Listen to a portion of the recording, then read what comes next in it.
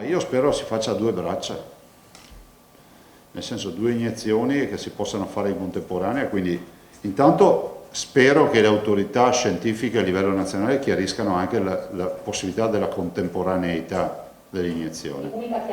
In un'unica chiamata. Due, è uscito uno studio forse 3 o 4 giorni fa che ho letto da qualche parte, ne leggo talmente tante, che parla del mantenimento di un'adeguata carica anticorpale per 6 mesi post vaccino. Se è così, capite che qua abbiamo tanti pezzi di ferro, è meglio che qualcuno faccia veloce per la terza dose, se servirà la terza dose, perché noi dobbiamo iniziare dai nostri anziani, dalle case di riposo, e più aspettano, più tempo ci metteremo a immunizzare i nostri anziani e le persone fragili. Davanti a questo livello di infezione, in altre fasi della storia del coronavirus avremmo avuto gli ospedali collassati.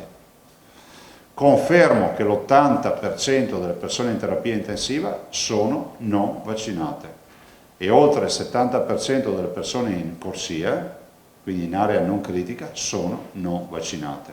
Quindi è innegabile che i vaccini abbiano funzionato e stiano funzionando. E poi abbiamo pensato a quella categoria di minorenni, gli under 18, che fanno sport, in un regime di volontarietà vaccinale, potrebbero non essere vaccinati, in Veneto il 60% sono vaccinati, e che hanno diritto ad avere il tampone e non sentirsi dire che 3 volte a settimana devono andare con i genitori alla farmacia e farsi il tampone. Ma però il primo punto è quello fondamentale: riconoscere e promuovere la campagna vaccinale. C'è un vulnus in tutto quello che è stato fatto fino ad ora ed è rappresentato dal fatto che c'è una categoria, pensate ai non vaccinabili, cioè coloro che per patologia non possono essere vaccinati, ai quali nessuno riconosce ad esempio il tampone gratuito.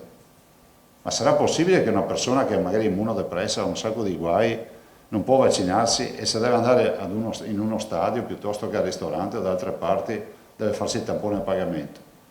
Lì ci sono tutti i presupposti, a mio avviso, per l'esenzione dal ticket.